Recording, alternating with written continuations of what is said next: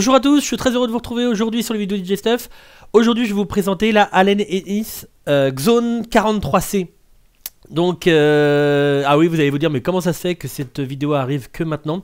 Effectivement, il y avait eu enfin sans rentrer trop dans les détails, il y avait des petits soucis de disponibilité avec l'ancien distributeur de Allen Heath. Et maintenant, depuis qu'ils sont chez, si je dis pas de bêtises, InMusic, enfin tout le groupe, la boîte noire, etc., bah, ça arrive beaucoup plus vite. Et donc j'ai vraiment un grand plaisir de la tester parce que ça fait un très bout de temps depuis la sortie, en fait je l'ai demandé.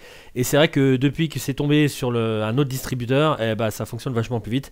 J'avais vraiment envie de la tester celle-là depuis qu'elle est sortie. Et enfin, grand plaisir de la voir aujourd'hui avec vous. Donc c'est une table 4 voix. Bah, issu de tous ceux qui connaissent les Xone, ils comprendront de quoi je parle, notamment au niveau du fil, tout ça qui est très connu. Donc une table 4 voix, avec aussi une entrée micro qu'on peut switcher en RCA là, avec une entrée aux. Et bien entendu, le petit C, alors elle est disponible en 43 tout court et 43C, la 43 tout court. Ça sera exactement la même chose au niveau des EQ, du filtre, etc., du Sound Return. La 43C a une carte son en plus pour les 4 voix. Et ce qui est top, c'est qu'elle est aussi certifiée Serato pour faire du DVS, etc. Donc vous pouvez mettre un CD timecode ou un CD timecode noise map pour Serato ou un vinyle noise map avec une platine vinyle. Et vous pouvez guider vos morceaux favoris sur le logiciel Serato. Mais vous pouvez utiliser tout à fait normalement avec une platine vinyle ou une platine, enfin des platines vinyles ou des platines CD en faisant du phono line normal. Donc et ben, là effectivement on va voir en direct depuis Serato, le fonctionnement reste le même avec une platine vinyle ou une platine CD normale. J'ai parlé de la carte son? J'ai parlé de la carte son. Alors on va regarder tout ce qui est gain, EQ, etc. Bon, enfin comme d'habitude sur une table de mixage. Donc les gains sont de moins l'infini à... moins l'infini, je vois moins 10, je dis moins l'infini. De moins 10 à plus 10. Donc vous aurez ça au minimum sur ce morceau là venant de Serato, donc ça passe par la carte son. Peut-être que vous aurez un son encore un tout petit peu plus bas si vous utilisez par exemple une platine phono ou CD, n'importe. Donc je vais régler... Oh, je vais régler là où ça... Voilà. Je vais me mettre à plus 3 dB. Le petit switch ici pour passer entre phono... line, et là vous allez entendre parce que c'est une platine CD, le noise map de Serato, forcément. Et la partie USB. Donc là on voit bien 1, 2, 3, 4, 5, 6, 7, 8. Pour les... alors ça fait 8 sorties mono et 4 sorties stéréo. Les EQ donc en moins l'infini. Aigu. Médium. Et grave.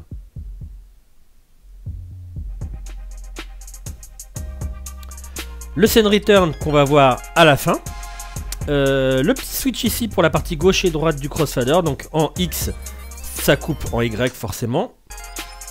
En Y, ça coupe en X. Et off, qu'on pourra appeler aussi mode flou, où il n'y a aucune coupure. La partie fil que vous voyez ici, qui est où on envoie chaque voix, enfin la voix que vous choisissez directement sur la partie filtre avec ce bouton-là. La partie pré-écoute, vous écoutez la voix que vous souhaitez. Vous pouvez aussi écouter la partie micro pour envoyer dans la pré-écoute. Et ensuite, vous avez un split ici pour avoir la partie Q, la partie master, enfin la partie PFL, la partie master en séparé mono dans le casque. La petite balance ici vous permettant de soit écouter tout ce que vous écoutez en pré-écoute ou soit tout ce que vous écoutez au master, là, comme les gens pourraient l'écouter dans les enceintes. Le volume. La sortie casque 635, enfin jack 635 et jack 3.5. Fader, crossfader. Les faders, la courbe des faders n'est pas modifiable. Par contre, vous avez une courbe ici pour le crossfader. Donc ici en mode petit fondu. Enfin, appelons ça plutôt grand fondu. Plus petit fondu. Et cut.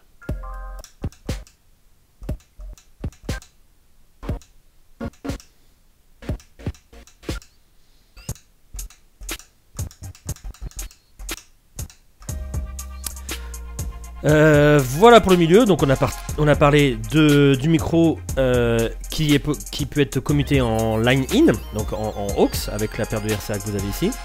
Vous avez la possibilité d'avoir un gain un EQ au niveau des hautes fréquences, des high, des low, le on-off, et la précoute pardon, et l'activation on-off. On va s'attarder au filtre qui est commutable avec la partie effet en scène return. C'est-à-dire que vous n'avez pas des effets internes mis à part le filtre, mais quand vous branchez un générateur d'effets, vous pouvez cumuler ou non avec le filtre avec ce petit bouton là. C'est-à-dire que si vous faites juste ça et que vous bougez le filtre, vous n'aurez que le filtre. Si vous faites ça plus ça, ça va s'assembler avec les effets externes. Et bien entendu, le filtre qui a une très belle résonance ici. J'augmente un tout petit peu le son pour que je puisse écouter en même temps que vous. Donc le filtre avec un passe haut, passe band, passe bas. Donc comme d'habitude chez Xone, vous avez le balayage de la fréquence. Donc si vous faites un passe bas, commencez toujours vers la droite. Un passe haut, toujours vers la gauche. Pour balayer ensuite. Sinon vous allez vous faire avoir. Alors, genre si je fais passe haut au maximum comme ça. Dès que je le mets, bah oui forcément ça va couper. Donc si je veux faire vraiment un bon passe haut en commençant de 0, vous le commencez par la gauche pour balayer jusqu'aux hautes fréquences. Donc sans résonance.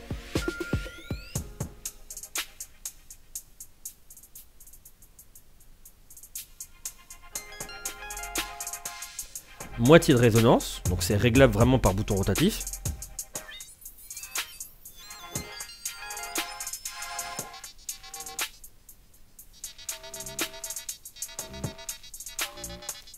Et résonance à fond.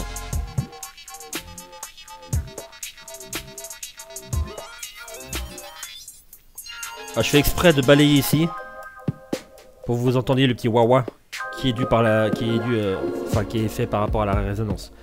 Passe bande. Moitié de résonance.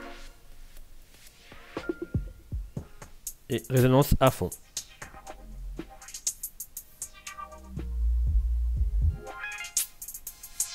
Passe bas. Hop, résonance à minimum.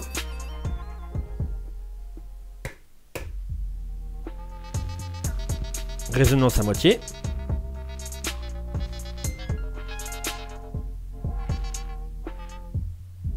Résonance à fond.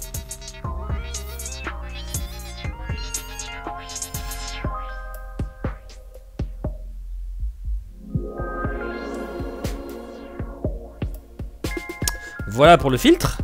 Et on va passer maintenant au scène return. Alors c'est assez particulier parce qu'il est un peu fichu aussi comme un aux. C'est-à-dire qu'il dédouble. Alors ça dépendra du générateur des... alors c'est bien parce que vous pouvez utiliser deux types de générateurs d'effets. Parce qu'il y en a qui fonctionnent en coupant le dédoublage, on va dire. Vous allez voir, il y a un petit phasing. Ouais, vous l'entendez. Donc, si vous utilisez des générateurs d'effets comme moi qui ne gèrent pas ce dédoublage-là, vous mettez directement à fond, comme ça. Vous n'aurez pas le phasing qui est créé par ce fameux dédoublage. Normalement, vous l'entendez comme moi. Donc, vous le mettez à fond. Alors, si vous ne le voulez pas, vous le mettez en dry, enfin à fond 0 ou à fond 100%. Si vous souhaitez l'effet, un peu comme un bouton en clic-clac, enfin un commutateur.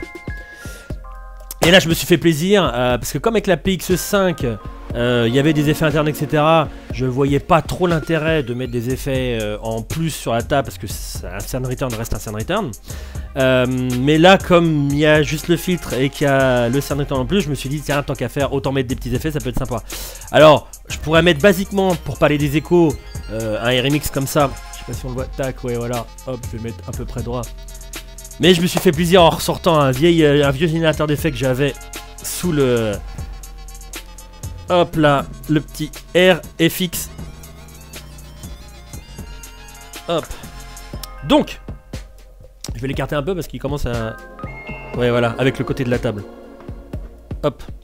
Donc, si vous mettez rien, vous allez rien avoir. Si vous avez un générateur d'effets qui gère justement ce petit dédoublage, vous pouvez le mettre comme ça. Et vous aurez à la fois l'original, l'effet et... enfin voilà les deux.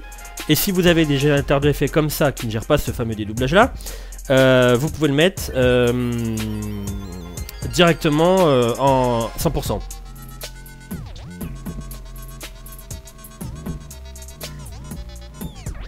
Ah, j'avais trouvé un effet qui était sympa, qui descendait bien dans les basses fréquences. Écoutez, celui-là c'est le 11.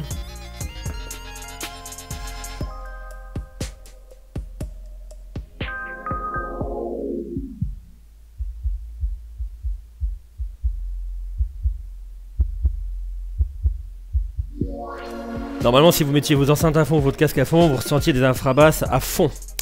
Voilà pour le RFX. Mais si, alors donc c'est que des effets qui n'ont pas de notion de tempo derrière, de feedback et tout ça.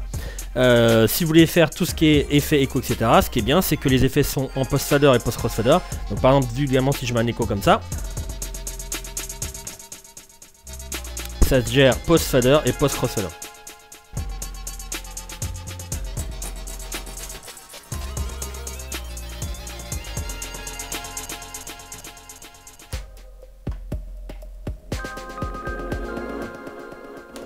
Et donc comme je vous disais, on peut l'associer au filtre. Donc par exemple le filtre passe bas, je l'associe.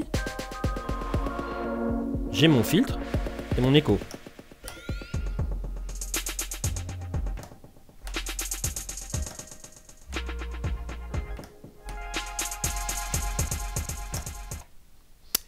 Et voilà, donc j'ai à peu près tout vu. Non, c'est pas à peu près, on a tout vu.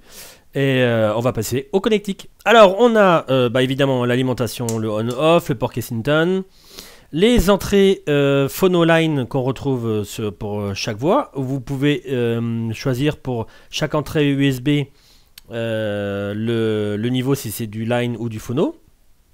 Le port USB pour le connecter à l'ordinateur, pour tout ce qui est Serato, carte son, tout ça. Le X-Link pour le brancher aux appareils, genre le K2 de chez Ananenis pour les relier entre eux. La sortie master en XLR, la sortie booth dont le volume est sur le devant comme la sortie master, une sortie record et le send return en RCA pour le brancher à un effet externe. Voilà, c'était la Ananenis Xone 43C. Merci beaucoup d'avoir suivi cette vidéo. Si vous avez des questions au sujet de la table, en tout cas des questions sur la table, n'hésitez pas à me poser des questions en dessous de la vidéo, j'y répondrai bien volontiers. Merci beaucoup d'avoir suivi celle-ci et je vous dis à très bientôt. Ciao ciao, portez-vous bien.